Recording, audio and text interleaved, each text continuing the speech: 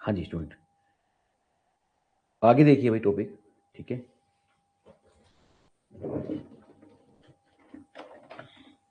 जल्दी से कंफर्मेशन कर दीजिए और वीडियो में। हाँ जी,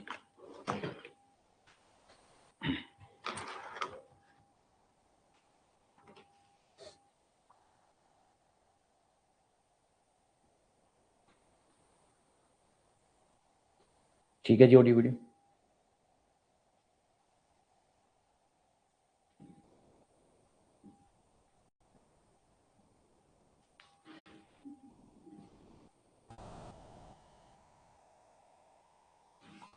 ओके जी,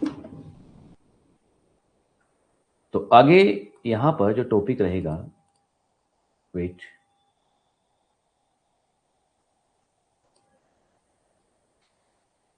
तो स्टूडेंट बेसिकली आज जो हमारा मेनली टारगेट है, जो दो अप्रोच से हम सब्जेक्ट को लेके चल रहे हैं, इलेक्ट्रिकल के सब्जेक्ट्स को, थ्योरी अप्रोच और न्यूमेरिकल अप्रोच। तो ये जो सेशन होती हैं आपकी, थ्योरी अप्रोच ज़्यादा रहती हैं और एक सेशन अलग से रहता है आपका, जो मैं पैरेलली ले भी रहा हूँ क्लासेस, वो इवनिंग स्लॉट में होगा, हफ्ते में 2 या 3 दिन। वो एमसीक्यू सेशन का रहेगा, राइट। वो डेमो मैंने आपको दिखाई भी है। तो सबसे पहले हम बात करेंगे इंस्ट्रूमेंटेशन में क्या क्या चीज़ें होती हैं। तो स्टूडेंट, जब हम इंस्ट्रूमेंटेशन की बात करते हैं तो उसके कुछ आपके दिमाग में कुछ इंस्ट्रूमेंट आ जाते हैं, राइट, या यस और नो। तो इंस्ट्रूमेंट जब हम आते हैं तो इंस्ट्रूमेंट को लेकर हम क्यों इंस्ट्रूमेंट लेकर आते हैं, तो इंस्ट्रूमेंट इसलिए लेकर आते हैं, हमें कुछ फिजिकल जो पैरामीटर्स हैं, जैसे कि हमें रेजिस्टेंस की वैल्यू कैलकुलेट करनी है, इंडक्टेंस की वैल्यू कैलकुलेट करनी है, उनको मेजर हम करना चाहते हैं, या वोल्टेज कैलकुलेट करना चाहते हैं, करंट की वैल्यू को मेजर करना चाहते हैं। तो डियर स्टूडेंट्स, कुछ मेजरमेंट की बात होती है। किसकी बात होती है? मेजरमेंट। और मेजरमेंट से ही बना ये subject, measurement of instrumentation. Basically ये जो मेजरमेंट है आपके पास, दो तरह की मेजरमेंट है, इलेक्ट्रिकल मेजरमेंट और इलेक्ट्रॉनिक्स मेजरमेंट। कौन कौन सी भाई? आपके पास जो ये मेजरमेंट वाला टॉपिक है, ये इलेक्ट्रिकल मेजरमेंट, इलेक्ट्रिकल दोनों पढ़ने हैं आपने। ऐसा नहीं कि इलेक्ट्रिकल वाले बच्चे इलेक्ट्रिकल पढ़ेंगे और इलेक्ट्रॉनिक्स वाले इलेक्ट्रॉनिक्स, नहीं, दोनों ही पढ़नी, इलेक्ट्रिकल मेजरमेंट और इलेक्ट्रॉनिक्स मेजरमेंट। मेरी बात समझ में आई? आप दोनों ही मेजरमेंट पढ़ेंगे, इलेक्ट्रिकल मेजरमेंट और इलेक्ट्रॉनिक्स मेजरमेंट। ठीक है जी, electrical plus electronics, second part है इसका, इलेक्ट्रॉनिक्स मेजरमेंट। दो पार्ट में, आपकी टू पार्ट में ये आपकी मेजरमेंट कवर होती है, इलेक्ट्रॉनिक्स, दोनों के दोनों मेजरमेंट होती है। तो सबसे पहले तो हम बात करते हैं, जैसे कोई डीसी, हमारे पास एक पैरामीटर होता है डीसी, एक पैरामीटर होता है एसी। हम डीसी और एसी पैरामीटर के हिसाब से हमने दो रेजिस्टेंस, दो वैल्यू को मेजर करना चाहा। एक वैल्यू उसमें रेजिस्टेंस होगी, क्या होगी? आपको मैंने बेसिक इलेक्ट्रिकल में बताया भी था, अगर आपने प्रीवियस क्लासेस देखी। Resistance is only concern with the resistance is concern with the DC. मतलब अगर डीसी सोर्स है तो फिर आपके पास रेस्ट्रिक्शन है कि आप रेजिस्टेंस लोड यूज कर सकते हो, यस और नो। तो जब हम डीसी रेजिस्टेंस, डीसी मेजरमेंट की बात करते हैं, तो रेजिस्टेंस की मेजरमेंट की बात होती है, only resistance, only resistance.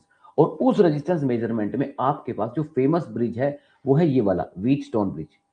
Basic electrical में इस व्हीटस्टोन ब्रिज के ऊपर कई बार क्वेश्चन आता है कनेक्शन को लेकर, series connection, parallel connection, star delta connection. Dear students, यहां पर एक व्हीटस्टोन ब्रिज है जिसपे क्वेश्चन बनता है डेफिनेटली। क्या क्वेश्चन बनता है? कि आर इक्वलेंट फाइंड आउट करना है। तो स्टूडेंट, इस पे एक 100% एग्जाम पॉइंट ऑफ व्यू से बेसिक इलेक्ट्रिकल या सर्किट थ्योरी का एक एमसीक्यू बनता है, व्हीटस्टोन ब्रिज कनेक्शन। आगे चलकर ऐसा नहीं कि यहां पर हम खाली जो आप ब्रिज पढ़ने वाले हैं उनके कनेक्शन ही देख रहे हैं, हम उनकी जो वर्किंग है सारी समझेंगे यहाँ पर। और एक और ब्रिज है यहाँ पर जिसको केडीबी ब्रिज बोलते हैं, कैल्विन डबल ब्रिज। क्या बोलते हैं? Kelvin double bridge. तो एक और रेजिस्टेंस का मेजरमेंट का ब्रिज है जिसको केडीबी बोलते हैं। ठीक है स्टूडेंट, एक है लॉस ऑफ चार्ज मेथड। तो ये कुछ ऐसे एक्स्ट्रा सिलेबस हैं, एक्स्ट्रा सिलेबस के टॉपिक्स हैं जो ऑल ओवर इंडिया, चाहे स्टेट का एग्जाम है, सेंट्रल गवर्नमेंट का एग्जाम है, जिससे क्वेश्चन बनते हैं डीसी ब्रिज मेजरमेंट के। ठीक है, और अभी आपका इलेक्ट्रिकल वाला पार्ट ही चल रहा है। ठीक है, इलेक्ट्रिकल प्लस इलेक्ट्रॉनिक्स का भी मान सकते हो, या प्योर इलेक्ट्रिकल का ही पार्ट चल रहा है। एसी ब्रिज, स्टूडेंट जब एसी की बात करते हैं तो आप मेनली बात करते हैं रेजिस्टेंस तो एसी में भी होता है, पर अब यहाँ नए कंपोनेंट ऐड हो जाते हैं, एल और सी। क्या होता है? एल और सी। तो डियर स्टूडेंट्स, L4 होता है इंडक्टेंस और C4 होता है कैपेसिटेंस। तो आपके पास इन इंडक्टेंस इंडक्टेंस और कैपेसिटेंस की मेजरमेंट करने के लिए कुछ ब्रिज हैं, जैसे कि मैक्सवेल ब्रिज, हे ब्रिज, एंडरसन ब्रिज, डी शोटी bridge, Schering bridge, frequency Wien bridge. तो आपको मेनली इंडक्टेंस की मेजर करनी है, कैपेसिटेंस की मेजर करनी है, फ्रीक्वेंसी की मेजरमेंट करनी है। क्वेश्चन दोनों तरह के रहते हैं, थ्योरी भी आता है, न्यूमेरिकल भी आता है। थ्योरेटिकल क्वेश्चन तो आपसे यही पूछ लिया जाएगा कि भाई ये बता दो कि फ्रीक्वेंसी मेजरमेंट का इनमें से कौन सा ब्रिज है। तो ये तो साफ दिख रहा है आपको, जो वेन ब्रिज होता है वो फ्रीक्वेंसी मेजरमेंट के लिए यूज होता है, राइट। मैं देखो वेन ब्रिज कराऊंगा तो बता दूंगा आपको कि यही वो ब्रिज है जो फ्रीक्वेंसी मेजरमेंट के लिए यूज होता है। बात समझ में आ रही कि नहीं आ रही? ठीक है। तो कहीं ना कहीं ये स्टूडेंट्स, आप एग्जाम को लेकर प्रिपेयर कर रहे हो, एग्जाम को लेकर प्रिपेयर कर रहे हो, तो आपको राइट टाइम पे राइट सिलेबस को फॉलो देखना जरूरी है कि एक्चुअल में क्वेश्चन कहाँ कहाँ से आएंगे। ये एल्गोरिथम आपके पास होना चाहिए, राइट। तो अब आगे चलते हैं। तो इसकी मैं कुछ ट्रिक्स बताऊंगा कि कैसे आप याद कर सकते हो कि बहुत सारे ब्रिज हो गए, कि किस ब्रिज को कैसे याद कर सकते हैं, कि कौन सा ब्रिज इंडक्टेंस मेजर कर रहा है, कौन सा ब्रिज आपका रेजिस्टेंस मेजर कर रहा है, कौन सा ब्रिज कैपेसिटेंस मेजर कर रहा है, या कौन सा ब्रिज वेन फ्रीक्वेंसी मेजर कर रहा है। तो यहाँ पर थ्योरेटिकल क्वेश्चन तो आइडेंटिफिकेशन को लेकर आता है, दूसरा टॉपिक यहाँ पर क्वालिटी फैक्टर को लेकर आता है। और क्वालिटी फैक्टर मुझे लगता है लेटेस्ट लेक्चर में मैंने क्वालिटी फैक्टर पे ही डिस्कशन की थी। व्हाट इज, इसी लिए बोला था सर्किट थ्योरी के लेक्चर अटेंड करने पड़ेंगे, तो आपको क्वालिटी फैक्टर के बारे में नॉलेज होना चाहिए, क्योंकि यहाँ पर ब्रिज को जब डिफरेंट डिफरेंट ब्रिज होंगे तो बताया जाएगा ये क्वालिटी फैक्टर लो के लिए यूज होता है, ये हाई के लिए यूज होता है। तो क्वालिटी फैक्टर के टर्म्स आपको लेटेस्ट लेक्चर जो सर्किट थ्योरी के है वहां से आपने आइडेंटिफाई कर लेनी, right. Now student we have some instruments for measurement like analog instruments, analog meter measurement and instrument. इसमें बड़ा ही फेमस इंस्ट्रूमेंट है आपके पास ये वाला पीएमएमसी इंस्ट्रूमेंट। पीएमएमसी इंस्ट्रूमेंट की फुल फॉर्म होती है permanent magnet moving coil, right. Student यहाँ पर डिफरेंट टाइप ऑफ इंस्ट्रूमेंट, या तो वो वोल्टमीटर होंगे या एमीटर होंगे। मूविंग आयरन मीटर हो सकता है, मूविंग एमआई होता है मूविंग आयरन मीटर, या फिर पीएमएमसी। इनका प्रिंसिपल होता है ये डिफरेंट इंस्ट्रूमेंट के काम करने का। तो वोल्ट मीटर किस टेक्नोलॉजी से बनाया है आपने, या एमीटर किस टेक्नोलॉजी से बनाया है, वो पीएमएमसी टेक्नोलॉजी है या फिर एमआई टेक्नोलॉजी है। तो ये एक तरह से ये स्टोरी है यहाँ पर। और उससे भी ज्यादा इंपॉर्टेंट यहाँ एक्सटेंशन ऑफ एमीटर और वोल्ट मीटर है। एक्सटेंशन का मतलब ये हुआ कि किसी एमीटर की रेंज बढ़ानी है या वोल्ट मीटर की रेंज इंक्रीज करनी है, तो उसको लेकर हमारे पास क्या क्या कॉन्सेप्ट बन सकते हैं, उन कॉन्सेप्ट पे circuit theory point of view से क्वेश्चन आते हैं, right. Next event third part, next part इसका मेजरमेंट ऑफ पावर को लेकर है। किसको लेकर है? Measurement of power energy. ये फिर सर्किट थ्योरी को मैं अगर मैं बात करूं ये स्टूडेंट सर्किट थ्योरी को लेकर, कि सर्किट थ्योरी ये कहती है कि आपको ऑलरेडी सर्किट थ्योरी जब आप पढ़ लेते हो तो पावर और एनर्जी का कॉन्सेप्ट क्लियर हो जाता है। Are you following me? Yes और no? What do you mean by power, what do you mean by energy, ये आपको ऑलरेडी पता होना चाहिए कि पावर क्या चीज होती है और एनर्जी क्या चीज होती है, राइट। आपको ऑलरेडी मैंने बताया डीसी के केस में आप पावर का फॉर्मूला यूज करते हैं P इक्वल टू वी आई, और एसी के केस में पावर जो आप यूज करते हो एक्टिव पावर का फॉर्मूला एसी के केस में, ये तो डीसी वाला बनाया ना आपने डीसी, और एसी के केस में पावर का फॉर्मूला जो यूज करते हो आप एसी की V I cosine of phi, क्या होता है फॉर्मूला? वो V I cosine of phi. और ये कॉस फाई वाले टर्म कुछ नहीं होती, इसी कॉस फाई टर्म को बोलते हैं लोड पावर फैक्टर, सॉरी क्या बोलते हैं? Power factor. वो पावर फैक्टर तीन चीजों पे डिपेंड करता है कि लोड क्या रहेगा, रजिस्टिव लोड है, इंडक्टिव लोड है, या कैपेसिटिव लोड है। तो ये है एक्टिव पावर, और ये एक्टिव पावर किस में मेजर होती है? वोट में मेजर होती है। और वोट को मेजर करने के लिए यहाँ पर किसकी बात हो रही है? वोट मीटर की। फिर एनर्जी क्या होती है? Distant energy. अगर जो पावर है आपके पावर में मैंने टाइम मल्टीप्लाई कर दिया, पावर में अगर टाइम मल्टीप्लाई कर दिया, then you will get energy, and energy is measured by the energy meter device. Obviously यहाँ कुछ एरर्स की बात हो रही है, बार बार एरर्स को लेकर अभी मैं इंट्रोडक्शन दूंगा आपको। What do you mean bye errors, right? What do you mean bye errors? Students एक बार जल्दी से कंफर्म करें, एक बार जल्दी से कंफर्म करें कि यहां तक चीजें क्लियर हुई या नहीं हुई, जल्दी से कंफर्म करें, ठीक है। देखिए किसी भी सिचुएशन पे जब आप लेक्चर मेरा देख रहे हो, अगर लाइव है या रिकॉर्डेड है, किसी भी तरह का लेक्चर सेशन होता है, जब भी कोई रिकॉर्डेड भी देखता है तो मैं बोलता हूँ कि एक बार देख लो, वेट कर लो। तो आपने करना क्या है? वीडियो को एक बार रिवाइज करना है। क्या करना है? पीछे जाना है वीडियो में और फिर रिवाइज करना है, राइट। और 2x स्पीड के साथ वो करना है, ठीक है। स्पीड थोड़ी सी इंक्रीज कर देनी है, तो वैसे तो कोई लेक्चर खत्म ही नहीं होगा ना, ठीक है स्टूडेंट्स। तो एरर को लेकर मैं भी चर्चा करने वाला हूँ कि error, what do you mean bye error. Now ये जो स्टूडेंट पार्ट है आपका सीआरओ, ये एक इलेक्ट्रॉनिक इंस्ट्रूमेंट है, जैसा कि मैंने पहले कहा भी कि कुछ इलेक्ट्रॉनिक इंस्ट्रूमेंट भी आप देखेंगे। CRO dear student, CRO electronic instrument है। ये जो इलेक्ट्रॉनिक वोल्ट मीटर लिखा हुआ है, ये भी हमारा इलेक्ट्रॉनिक वोल्ट आपका इलेक्ट्रॉनिक आपका इंस्ट्रूमेंट है। डिजिटल वोल्ट मीटर ये भी इलेक्ट्रॉनिक इंस्ट्रूमेंट है। तो मतलब ये वाला चैप्टर हो गया इलेक्ट्रॉनिक मेजरमेंट, किसको लेकर हो गया, electronic measurement. Are you following me, yes और no, are you following me, yes और no, electronic measurement, electronic measurement, ठीक है। तो यहां पर इनकी बातें होती है कि जनरली क्वेश्चन इस टॉपिक पे आता है, list just pattern, list just pattern बनवाता है पेपर में, ठीक है, सीआरओ को लेकर के किस केस में किस तरह का लिस्ट जस्ट पैटर्न बना है, इलिप्टिकल बना है, सर्कुलर शेप बना है, क्या फेज आया है, दो तीन चीजों को मेजर करने के लिए यूज होते हैं, फ्रीक्वेंसी और phase of the signal, right. तो ये है आपका इलेक्ट्रॉनिक इंस्ट्रूमेंट वाला टॉपिक, इलेक्ट्रॉनिक इंस्ट्रूमेंट वाला टॉपिक, जिसमें सीआरओ, डिजिटल वोल्ट मीटर या फिर आपका इलेक्ट्रॉनिक वोल्ट मीटर की बात होती है, ठीक है जी। Still any doubt and difficulty dear students? Class का टाइम वही सेम रहेगा भाई, क्लास का टाइम सेम रहेगा, ठीक है। आज थोड़ा सा पावर फ्लक्चुएशन ज्यादा रही, ठीक है, मैं उसी में उलझा रहा, चीजों को लेकर देखता रहा, तो अपडेट नहीं कर पाया आप लोगों को, लेकिन कोशिश यही रहती है हमेशा कि आपको अपडेट मिलता रहे चीजों को लेकर। चलिए आगे देखते हैं। See characteristics of error and standard. तो मतलब कहीं ना कहीं बार बार ये टॉपिक आ ही रहा है कि टाइप ऑफ एरर तो हमें पता होनी चाहिए, तभी ना ये टॉपिक शुरू होगा। क्योंकि अगर एरर है डी स्टूडेंट्स, उनको एलिमिनेट भी तो करना है, और अगर आप एरर एलिमिनेट करते हो then you will get 100% accuracy of the measurement. Student अगर मेजरमेंट ही गलत कर दी ना, तो आप उस चीज को इंप्रूवमेंट नहीं कर सकते। सॉरी। तो ये जो टॉपिक है, इससे हर एग्जाम में क्वेश्चन आते हैं, characteristics of error and standard.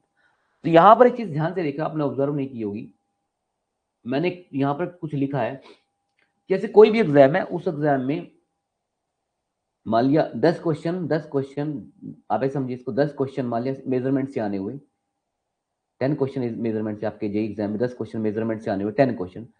तो 10 क्वेश्चन में से मान लिया ये कह रहा है कि 10% वेटेज किसकी है, इस वाले टॉपिक की। इसका मतलब ये हुआ स्टूडेंट कि 10 में से एक क्वेश्चन कम से कम आपका किसका आएगा, एक क्वेश्चन कंफर्म है इस डीसी ब्रिज से आएगा।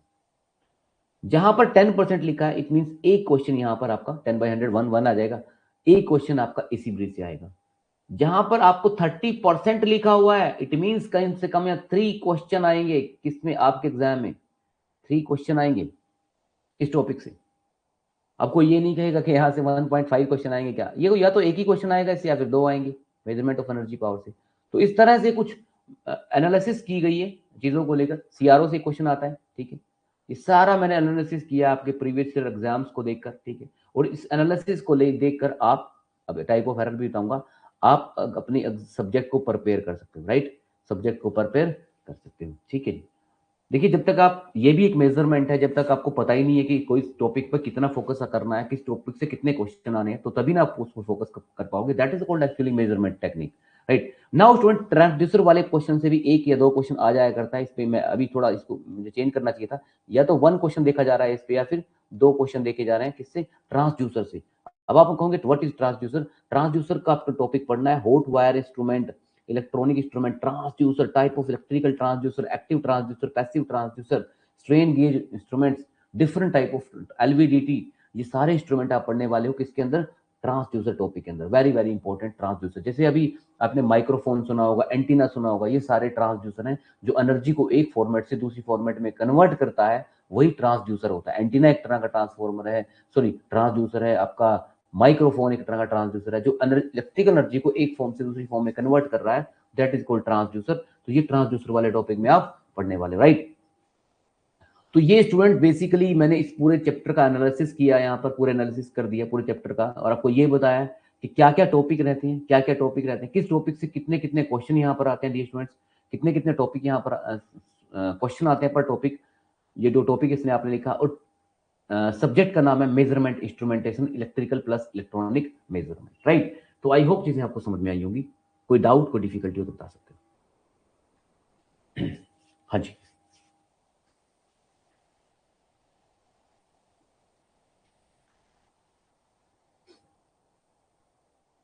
क्लियर है यहाँ तक? तो स्टूडेंट इसके बाद हम देखते हैं, बेसिकली इसके बाद हम, अगर हम आगे चलें सब्जेक्ट को लेकर,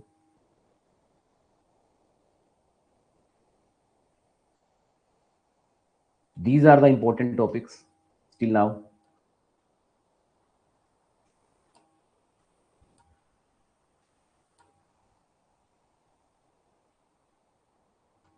these are the important topic for the all over exam AJ exams in India whether belong to any kind of state, आप किसी भी स्टेट से बिलोंग कर रहे हैं, मैंने सबका एनालिसिस करके ही आपको ये बताया कि और जो स्टैंडर्ड पैटर्न होता है एसएससी का वही फॉलो किया जाता है जनरली, ठीक है। तो इसको आप ऐसे देख लेंगे, ठीक है जी। चलिए आगे चलते हैं। नाउ स्टूडेंट बात होती है, हम बात करते हैं एरर को लेकर, राइट। एरर को लेकर बात करते हैं। एरर,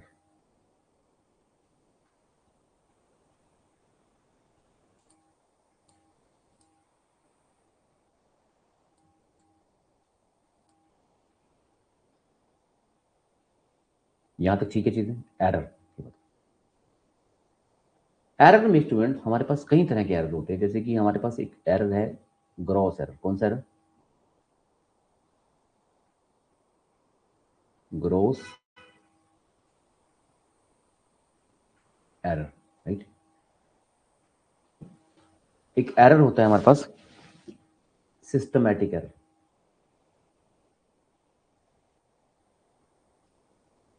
सिस्टमैटिक एरर, ठीक है। सिस्टमैटिक एरर, ठीक है जी। एक थर्ड कैटेगरी में जाता है रैंडम एरर। कौन सा एरर होता है? तो बेसिकली तो स्टूडेंट यहां पर ये तीन ही एरर होते हैं बेसिकली, ठीक है जी। तो ये जो आपका डी स्टूडेंट ग्रोस एरर होता है, ये इस एरर के बाद में ये कहा जाता है कि ये जो एरर होता है बेसिकली ह्यूमन इन्वॉल्वमेंट की वजह से, ह्यूमन एरर, जैसे किसी ने 36 को 63 लिख दिया, 42 को 24 लिख दिया, तो ह्यूमन इन्वॉल्वमेंट की वजह वजह से जो एरर आता है, ह्यूमन इन्वॉल्वमेंट की वजह से जो एरर आता है, that is your gross kind of error. Human involvement की वजह से जो एरर आता है, that is your gross kind of error, right. Human involvement, हम कोई मेजरमेंट कर रहे हैं और अगर वो मशीन की मेजरमेंट नहीं है, ह्यूमन बींग की मेजरमेंट है, तो कई बार ह्यूमन बींग लेजीनेस की वजह से, कई बार जानबूझकर और कई बार बिना जानबूझ के भी वो एरर प्रोड्यूस जो लिखता है वो करता है, वो है ग्रोस एरर। जब हम इंस्ट्रूमेंट की रीडिंग लेते हैं तो gross error mainly due to human involvement की वजह से आता है। सिस्टमैटिक एरर में ये स्टूडेंट्स तीन कैटेगरी आती है। एक तो यहां पर होती है इंस्ट्रूमेंट कैटेगरी, कि इंस्ट्रूमेंट की वजह से कोई फॉल्ट आ रहा है, इंस्ट्रूमेंट में ही प्रॉब्लम आ गई, इंस्ट्रूमेंट की वजह से कोई फॉल्ट आ रहा है, तो उसको इंस्ट्रूमेंट एरर बोलते हैं। क्या बोलते हैं? इंस्ट्रूमेंट एरर, ठीक है। इंस्ट्रूमेंट में ही कोई प्रॉब्लम है। एक और भी सिस्टमेटिक एरर में आता है एनवायरमेंटल एरर। कौन सा होता है? Environmental condition. कई बार किसी एरिया में मैग्नेटिक फील्ड ज्यादा है, ठीक है। एनवायरमेंटल मैग्नेटिक फील्ड ज्यादा है, वो एरिया हॉट है, ज्यादा हॉट है, डिपेंड करता है इक्वेटर के पास वो एरिया या पोल के पास है, तो वहाँ एक्सटर्नल जो कंडीशंस होती हैं वो भी वेरी कर जाती हैं। तो एनवायरमेंटल कंडीशन की वजह से भी हमारी जो रीडिंग है वो चेंज हो जाती है। यहाँ से भी एक एरर आता है, रीडिंग चेंज होना तो एरर होता है। तो एनवायरमेंटल कंडीशन की वजह से जो एरर था उसको एनवायरमेंटल कंडीशनल एरर बोलते हैं। एनवायरमेंटल एरर भी बोलते हैं इन शॉर्ट। बात समझ में आ रही कि नहीं आ रही? एक और एरर होता है स्टूडेंट्स, ऑब्जर्वेशनल एरर। ये तो मैं आपको करके दिखाऊंगा कि what do you mean bye observational error. इसको एरर ड्यू टू पैरेलल बोलते हैं, ऑब्जर्वेशनल एरर। तो एक और एरर होता है आपके पास एरर ड्यू टू ऑब्जर्वेशन, उसको बोलते हैं ऑब्जर्वेशनल एरर। ये जो तीन एरर हैं 1, 2 और 3, ये under the category of systematic error आते हैं। किस कैटेगरी में आते हैं? सिस्टमैटिक। और एक वो एरर होता है रैंडम एरर, जिसके आने का कोई हिसाब किताब नहीं होता, वो किसी भी तरीके से आ जाता है और उसको मेजर भी नहीं कर सकते, ना ये पता आया कैसे और ना ये पता जाएगा कैसे। अनसर्टेन होता है। अनसर्टेन का मीनिंग बताओगे क्या होता है? अनसर्टेन, ये स्टूडेंट्स, अनसर्टेन ऐसी चीज जिसका अनिश्चित हो। जैसे आज बारिश आएगी कि नहीं आएगी कोई नहीं बता सकता, ठीक है। हम कुछ प्रिडिक्ट कर सकते हैं लेकिन नहीं भी आ सकती। तो अनसर्टेनिटी जहां पर हो वो कौन सा एरर होता है? Random error. कौन सा एरर होता है? अनसर्टेनिटी जहां पर हो वो कौन सा एरर होता है? Random error. जल्दी से यस और वाई लिख दीजिए, सॉरी यस और नो लिख दीजिए अगर चीजें समझ में आ रही है। तो यहां पर मैंने ऑलरेडी कवर कर दिया एरर क्या है, एरर के टाइप्स बताए अभी आपको। अब थोड़ा मैथमेटिकली समझाने जा रहा हूं, न्यूमेरिकल पॉइंट ऑफ व्यू से, कि एरर का किस तरह से कॉन्सेप्ट बनेगा। एरर से 100% जो मैं फॉर्मूला देने जा रहा हूं, एरर से 100% उससे क्वेश्चन आएगा, 100% क्वेश्चन आएगा उस टॉपिक से। और अगर वो थ्योरी कर ली तो उस थ्योरी करके ही आप न्यूमेरिकल कर जाओगे, ये मेरा आपको कमिटमेंट है, राइट। चलिए मैं दिखाता हूँ आपको करके। देखिए होता ही है स्टूडेंट, जब हम एरर को मेजरमेंट करते हैं तो दो चीजें सामने आती है हमारे पास, एक तो होती है एमवी और एक होती है टीवी। क्या होती है? एमवी और टीवी। एमवी और टीवी, एमवी होती है मेजर्ड वैल्यू, सुनिए ध्यान से, मेजर्ड वैल्यू, मेजर की गई वैल्यू, और एक होती है टीवी, ट्रू वैल्यू।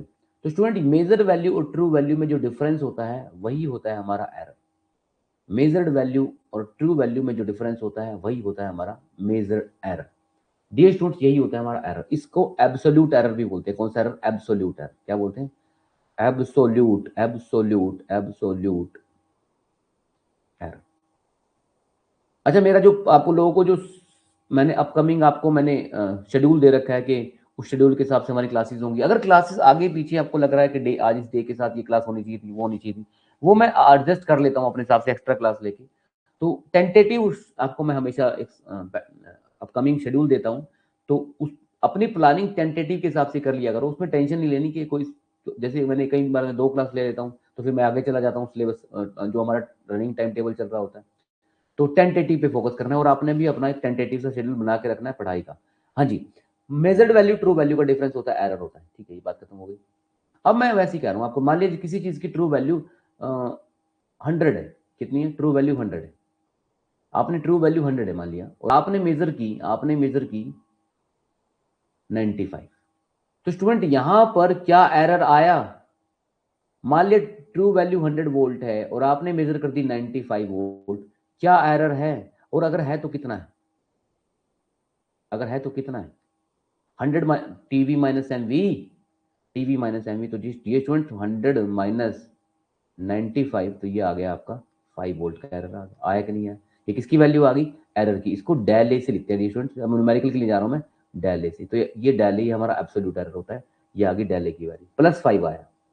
लेकिन ये भी तो हो सकता था कि आप मेजर वैल्यू आपकी 95 ना होकर 105 है।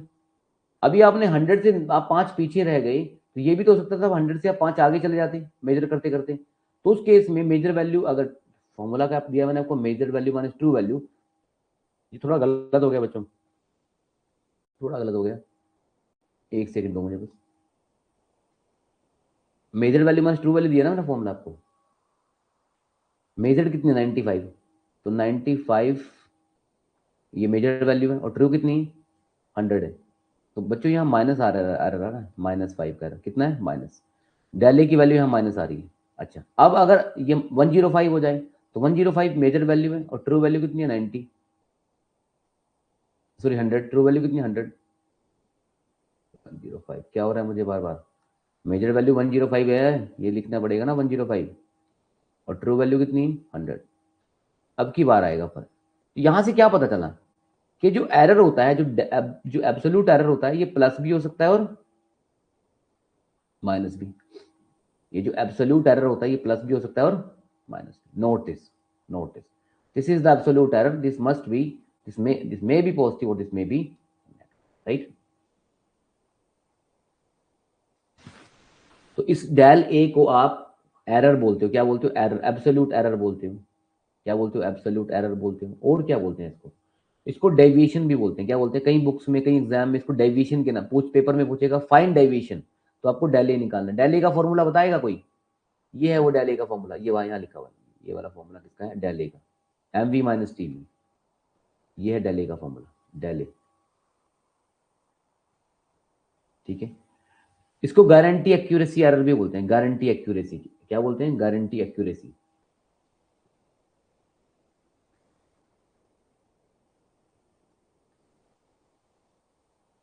Guarantee accuracy. ठीक है जी। तो अब हमारे पास एक और नया नया नेक्स्ट इसमें डेले की वैल्यू हमने निकाल ली। कुछ बच्चों को कंफ्यूजन होगा, सर एमवी और टीवी क्या होती है? तो जब मैं क्वेश्चन करवाऊंगा ना आपको नेक्स्ट क्लास में, तो आपको हमें अपने आप क्लियर हो जाएगा कि एमवी टीवी क्या होते हैं, मेजर वैल्यू ट्रू वैल्यू कैसे देखते हैं। ठीक है। अब हमारे पास एक और तो होता है एरर, लिमिटिंग एरर। क्या होता है? Limiting error. नोट कर लीजिए लिमिटिंग एरर को।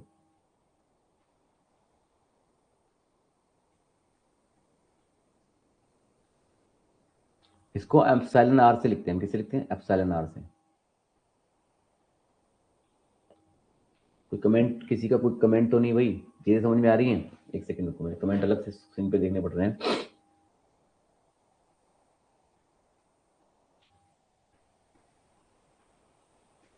तो हमने क्या करना है, जब लिमिटिंग एरर है, मतलब जो भी आपकी ये वैल्यू आई है डेल ए,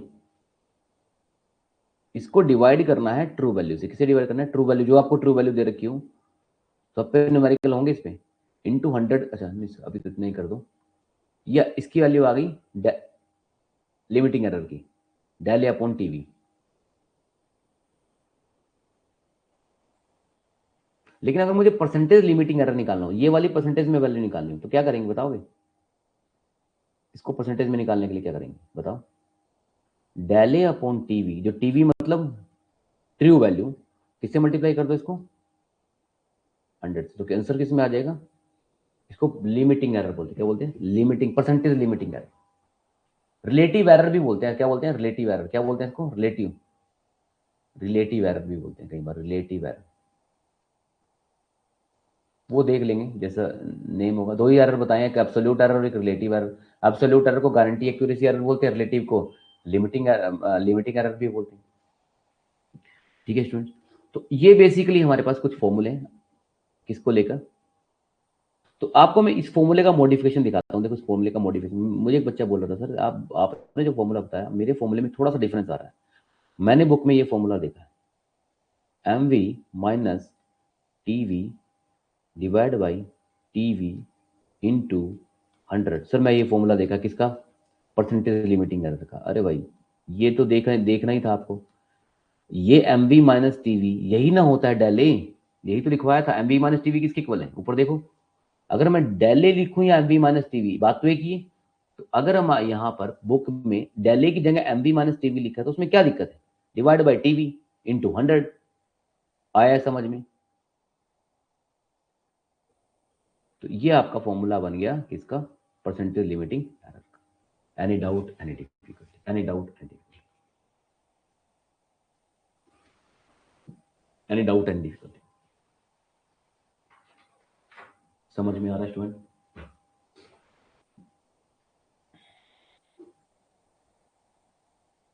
समझ में आ रहा है भाई? अच्छा, बहुत बढ़िया, सही है। कोई बात नहीं बच्चे, मैं रिपीट कर दूंगा, चीज को टेंशन ना लो। देखिए मैंने कहा, ये जो डेल ए है, डेल ए को अगर आप डिवाइड कर दोगे टीवी से, ट्रू वैल्यू से, और 100 से मल्टीप्लाई कर दोगे, तो किसकी वैल्यू आ जाएगी? परसेंटेज लिमिटिंग एरर की। आप मुझे ये बताइए, ये डेल ए, ये तो फॉर्मूला है, डेल ए को किससे डिवाइड करना है? ट्रू वैल्यू से। अगर मैं यहां पर एम वी माइनस टीवी लिख रहा हूं, क्या लिख रहा हूं? M V minus TV. अब मैं इसी को देखता हूं। अगर मैं M V minus TV, M V minus TV किसके बराबर होती है? डेल ए की। ऊपर लिखवाया मैंने, यही तो डेल ए होता है, डिवाइड बाई टीवी इंटू 100। तो वही फॉर्मूला बन गया जो ऊपर इधर बनाया, यही तो है सेम फॉर्मूला। दोनों फॉर्मूले सेम तो हैं। तो जब हमें परसेंटेज लिमिटिंग एरर निकालना है, तो हम ये वाला फॉर्मूला जिसको मैं 1 कह रहा हूं, ये, या 2, कोई सा भी फॉर्मूला यूज करें, आंसर दोनों से सेम आएगा। इस फॉर्मूले को मैं 5 स्टार दे रहा हूं। क्वेश्चन आने के 100% चांस है, ठीक है? 5 स्टार मतलब 100% आने के चांस है, ठीक है, आने वाले एग्जाम्स में। कोई डाउट, कोई डिफिकल्टी हो तो बताइए। ठीक है जी। अच्छा, और भी है। अब मैं जैसे कि आपको एक क्वेश्चन दे रहा हूँ, एक मतलब क्वेश्चन का एक पार्ट दे रहा हूँ। जैसे कि कोई हमारे पास एक एमसीक्यू क्वेश्चन देखते हैं, एक एमसीक्यू में कोई हमारे पास 0 से लेके 150 वोल्ट रेंज का कोई वोल्ट मीटर है। इतनी रेंज का, वो 0 वोल्ट से कहाँ तक मेजर कर सकता है? 150 वोल्ट तक। इतनी रेंज का, इस रेंज का कोई हमारे पास वोल्ट मीटर पड़ा है। ठीक है जी, होगा जी वोल्ट मीटर।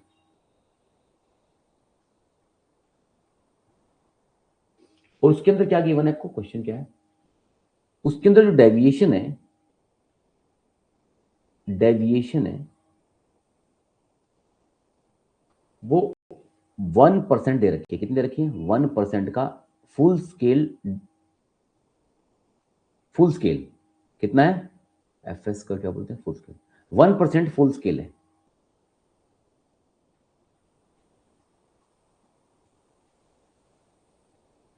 तो आपको ना ये बताना है कि इस क्वेश्चन में डेल ए क्या होगा, डेल ए एब्सोल्यूट एरर की वैल्यू कितनी होगी, ये आपने बताना है। तो एक तो तरीका यही है कि कुछ बच्चे ये सोच रहे होंगे सर डेल ए इतना इतना इजी थोड़ी ना होता है एग्जाम क्रैक करना, मुश्किल नहीं है लेकिन पढ़ना तो पड़ेगा। कुछ बच्चे सोच रहे होंगे सर ना तो इसमें एमवी गिवन है ना टीवी गिवन है, तो ये फॉर्मूला तो हम यूज ही नहीं कर सकते। बिल्कुल सही बात कही आपने, ये फॉर्मूला गलत नहीं है, मैं कह रहा हूँ यूज नहीं कर सकते हम इसको, ना एमवी है हमारे पास ना टीवी। अगर एमवी माइनस टीवी होता तो डेविएशन हम निकाल सकते हैं। डेविएशन किसको बोलते हैं, इसी को तो डेविएशन बोलते हैं। प्रॉब्लम ये है कि हमारे पास ना एमवी गिवन है ना टीवी गिवन है। इसका इस क्वेश्चन को करके मैंने कहा ना कुछ क्वेश्चन में सीखोगे। इसका तरीका देखिए, आपने क्या करना है, कितनी फुल स्केल है इसकी 150, कितनी फुल स्केल है 150, कितनी फुल स्केल है इसकी 150, और फुल स्केल पे कितना है 1%। 1% का मतलब बच्चों ये हुआ 1/100, 1/100। तो इससे ये कट गया, और 15/10, 15/10 ये बना 1.5।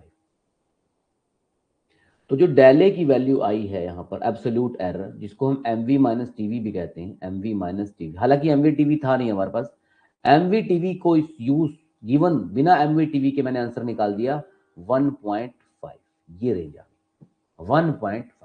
आया समझ में, आया समझ में, कुछ भी तो नहीं है, जो रेंज दे रखी हो उसको इस परसेंट से मल्टीप्लाई करना है।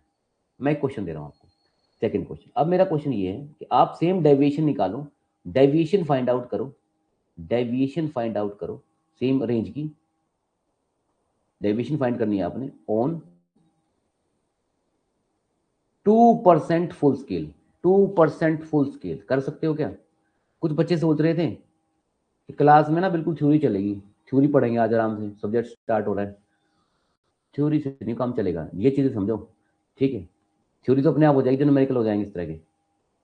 अच्छा देखो, कितना रेंज है, डेले निकालना, डेविएशन का मतलब डेले होता है, बताया ऑलरेडी मैंने, वो डेले, डेले कितना होता है, फुल स्केल कितनी है इसकी 150 वोल्ट, 150 दे रखा है यार, इंटू 2/100,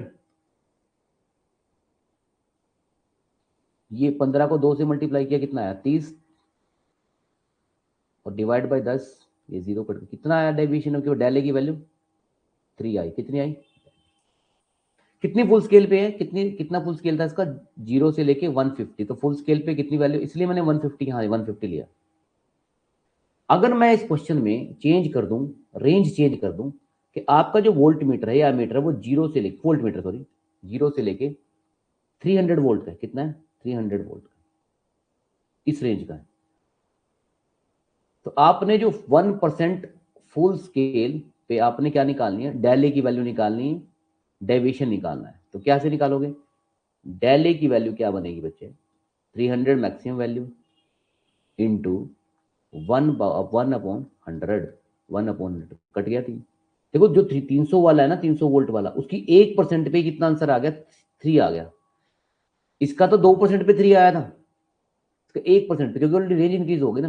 तो डेले जो है ये 3 क्या आ गया, ये एमवी और टीवी का डिफरेंस है, एमवी और टीवी का डिफरेंस है।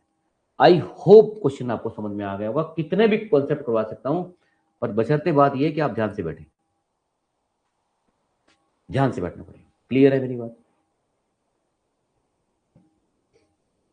क्लियर है मेरी बात कि मिस क्वेश्चन में डेले, डेले डायरेक्ट डन जी, गुड गुड, डेले निकालने का तरीका मैं एक और भी दे देता हूं। ऐसा नहीं है कि आपको एमवी टीवी गिवन नहीं होगा, मगर अगर मैं ऐसे बोल देता इस क्वेश्चन में, एक क्वेश्चन ये ले लो कि अगर मैं ये बोल देता एक क्वेश्चन में ट्रू वैल्यू दे रखी है आपको 75 वोल्ट, और मेजर्ड वैल्यू है डियर स्टूडेंट 85, तो इस केस में डेले निकाल दो,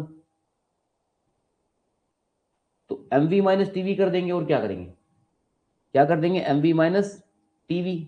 तो इसमें तो कुछ रेंज वगैरह का कुछ इशू नहीं है, एमवी कितना है 85, टीवी कितना है 75, तो बस ये तो सीधा सीधा आ गया। तो यहां तो गिवन था ना 10, लेकिन ऊपर वाले जो कॉन्सेप्ट करवाए मैंने उसमें तो आपको ये जो लॉजिक मैंने ऊपर क्वेश्चन में करवाया है वही लॉजिक फॉलो करना पड़ेगा।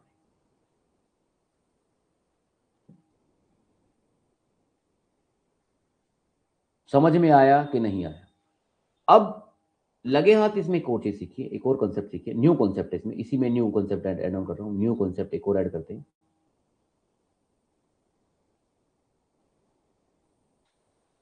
वो ये है स्टूडेंट कि अगर अगर मान लिया इसमें क्या निकलवा लेते हैं आपसे, परसेंटेज लिमिटिंग एरर निकलवा लेते हैं। क्या निकलवा लेते हैं? परसेंटेज लिमिटिंग एरर निकलवाते हैं आपसे। चलो ये निकाल देते हैं। परसेंटेज लिमिट, बस हो गया क्वेश्चन का। परसेंटेज लिमिटिंग एरर देखो, परसेंटेज लिमिटिंग एरर के लिए एक फॉर्मूला होता है MV minus TV divide by TV into 100। अगर ये नहीं है आपके पास तो फिर ये फॉर्मूला यूज कर सकते हो। एमवी माइनस टीवी की जगह आ जाएगा del A divide by TV into में 100। समझ रहे हो मेरी बात? अब यहां पर ये स्टोरी जो है, ये समझ में आई बात?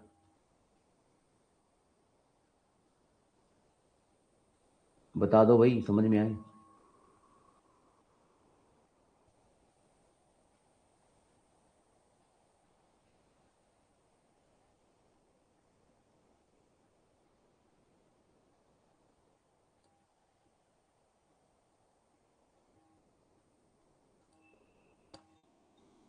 एक सेकंड।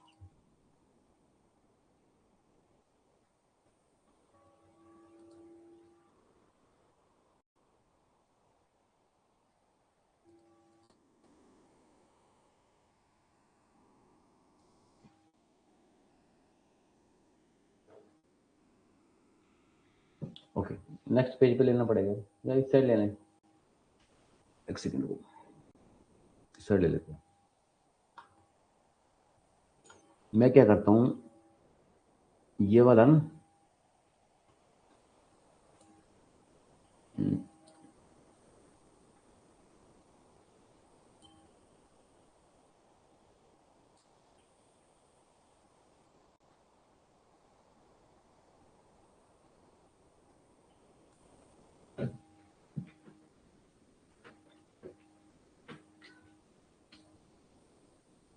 एक सेकंड।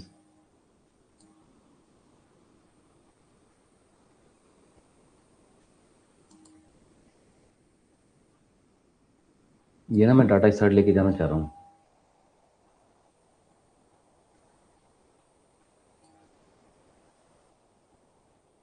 जा क्यों नहीं रहा फिर?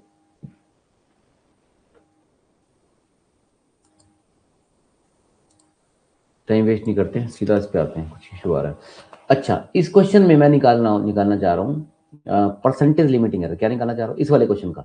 ये वाला जो ऊपर लिखा हुआ है ना, 1% वाला। रेंज कितनी है इसकी? 0 से 150। कितनी है रेंज इसकी? ये वाला क्वेश्चन है, इसका कर लेते हैं। इसी का निकाल लेते हैं ना डाटा। परसेंटेज लिमिटिंग एरर निकालते हैं। तो यहां पर जो वैल्यू थी, ये del A divide by true value into 100 करना है। इस क्वेश्चन में डेल ए कितना है? डेल ए कितना है याद है आपको? डेल ए कितना था क्वेश्चन में? 1.5। कितना है? अरे ये दे रखा है 1.5। ट्रू वैल्यू इस क्वेश्चन में दे रखी है। अभी आज के लिए मान लो आप ट्रू वैल्यू इसमें मैं आपको दे, तो गिवन है 75 है। मान लिया कितने हैं? ये गिवन है, ये डाटा में गिवन है। गिवन लिख देता हूँ, गिवन है। तो अब मैं ये परसेंटेज लिमिटिंग एरर निकालने जा रहा हूँ। परसेंटेज लिमिटिंग एरर में डेल ए ऊपर आएगा सबसे पहले, तो ये आएगा 1.5 डिवाइड बाई कितना आएगा? 75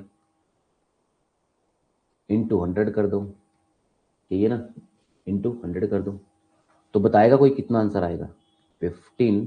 ये डॉट की वजह से यहाँ 10 आ जाएगा, नीचे 75 है, नीचे 75 है, 75 है। ठीक है जी। और इंटू 100 तो है ही।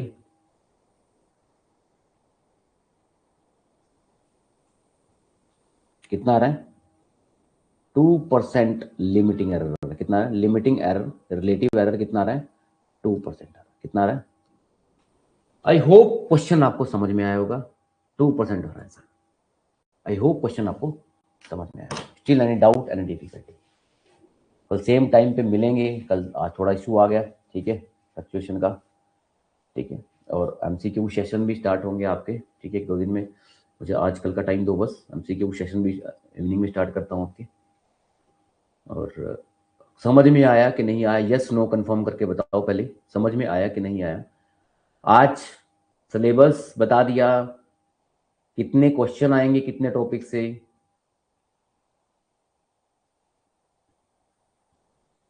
टीवी तो गिवन था, टीवी ट्रू वैल्यू गिवन है, ट्रू वैल्यू गिवन था, उसमें कुछ भी नहीं, ट्रू वैल्यू आपको गिवन है।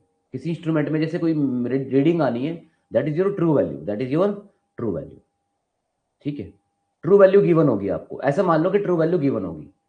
ठीक है, अब अगर ये बात है कि अगर मेजर्ड वैल्यू और ट्रू वैल्यू, मतलब पेपर में हमें कैसे पता चलेगा कि ट्रू वैल्यू क्या होती है और मेजर्ड वैल्यू क्या होती है? तो कल जब सेशन स्टार्ट होगा, नेक्स्ट सेशन जब स्टार्ट होगा, हमारे सबसे पहला टॉपिक यही होगा कि कैसे पहचानेंगे कि ये वैल्यू मेजर्ड वैल्यू है या ट्रू वैल्यू। अगर हमें ये आइडेंटिफाई कर लिया कि मेजर्ड वैल्यू ट्रू वैल्यू में डिफरेंस क्या है, तो फिर कोई दिक्कत नहीं, फिर कोई दिक्कत नहीं होती। ठीक है, ये इंपॉर्टेंट बात है। टीवी मतलब ट्रू वैल्यू, दो वैल्यू होती है, मेजर्ड वैल्यू और ट्रू वैल्यू। तो अभी तो मैंने क्वेश्चन में मज्यूम कर लिया कि ट्रू वैल्यू हमें पता थी। ठीक है, क्योंकि अभी हमारा फोकस क्या था, न्यूमेरिकल का जो फॉर्मूला मैंने आपको दिया उसको अप्लाई करना आना चाहिए था, कैलकुलेशन करनी आनी चाहिए। ठीक है, थ्योरी क्या कहती है? थ्योरी तो कहती है कि हर चीज समझो, उसके बाद न्यूमेरिकल होगा। लेकिन अभी जो कंपटीशन एग्जाम की क्लास होती है उसमें क्या होगा, हमें फॉर्मूला भी समझ में आ गया, उसकी वर्क फॉर्मूला समझ में आने के बाद उसकी कैलकुलेशन करनी आ गई, तो 90% काम हो गया। ठीक है, थ्योरी से थोड़ा फील ज्यादा आ जाती है कि एक्चुअल में ये टीवी एमवी एक्चुअल में डिफरेंशिएट कैसे होते हैं, और वो थ्योरी क्लास में होगा भी। चलिए, अब बताइए कोई और डाउट, कोई डिफिकल्टी?